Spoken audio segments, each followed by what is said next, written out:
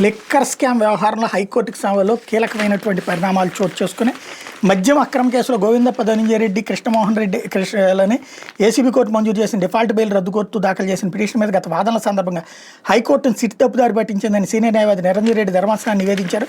Default bail మంజూరు సరైనదేనని స్పష్టం చేశారు. ముగ్గురికి డిఫాల్ట్ బెయిల్ను సవాల్ చేస్తూ సిట్ హైకోర్టులో పిటిషన్ దాఖలు చేసింది.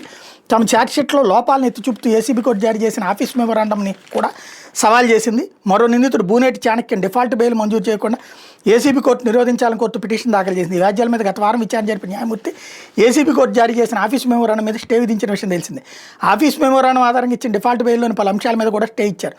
హైకోర్టులో గురువారం ఈ కేసు విచారణ సందర్భంగా కృష్ణమోహన్ రెడ్డి తరపు సీనియర్ న్యాయవాది తప్పెట్టి నిరంజన్ రెడ్డి తన వాదనలు వినిపిస్తూ ఏసీబీ కోర్టు నిందితులకు సిఆర్పీసీ సెక్షన్ 309 కింద రిమాండ్ పొడిగిస్తూ వచ్చినట్టు సిట్ న్యాయవాది హైకోర్టుకు చెప్పారని, హైకోర్టు సైతం ఆ విషయాన్ని అలాగే రికార్డు చేసి దాని ఆధారంగా మధ్యంతర ఉత్తర్వులు జారీ చేసిందని వివరించారు. వాస్తవానికి ఏసీబీ కోర్టు సిఆర్పీ సెక్షన్ 167(2) కింద నిందితులకి రిమాండ్ పొడిగించిందని న్యాయమూర్తి దృష్టికి తీసుకొచ్చారు. చాణక్య తరపు సీనియర్ న్యాయవాది ఓబిరెడ్డి మనోహర్ రెడ్డి వాదనలు వినిపిస్తూ గోవిందప్ప తత్తులు డిఫాల్ట్ బెయిల్ రద్దు కోసం సిట్ దాఖలు చేసిన వ్యాజ్యాల నుంచి తమ వ్యాజ్యాన్ని వేరు చేయాలని కోరారు.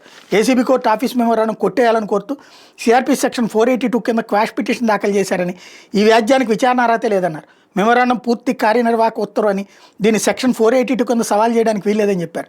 ఈ ఆఫీస్ మెమోరాండం సిట్ ఎలా సవాల్ చేస్తుందని ప్రశ్నించారు. ఆఫీస్ మెమోరాండం మీద హైకోర్టు స్టే విధించడం వల్ల పిటిషనర్ బెయిల్ పిటిషన్ని ఏసీబీ కోర్టులో పెండింగ్లో ఉండిపోయిందన్నారు. ఇరుపక్షాల వాదనలను హైకోర్టు న్యాయమూర్తి డాక్టర్ జస్టిస్ వెంకట జ్యోతిర్మయి ప్రతాప్ ఈ వ్యవహారంలో న్యాయ సంబంధిత అంశాలు ముడిపడి ఉన్నాయని, లోతుగా విచారణ జరపాల్సిన అవసరం ఉందని అభిప్రాయపడ్డారు. ఇరుపక్షాలు తమ వాదనలతో పాటు ఆ వాదనలు సమర్థించుకునేందుకు అనుకూలంగా ఉన్న తీర్పుల కాపీలను తన ముందుంచాలని స్పష్టం చేస్తూ తదుపరి విచారణ నెల 17కి వాయిదా వేశారు.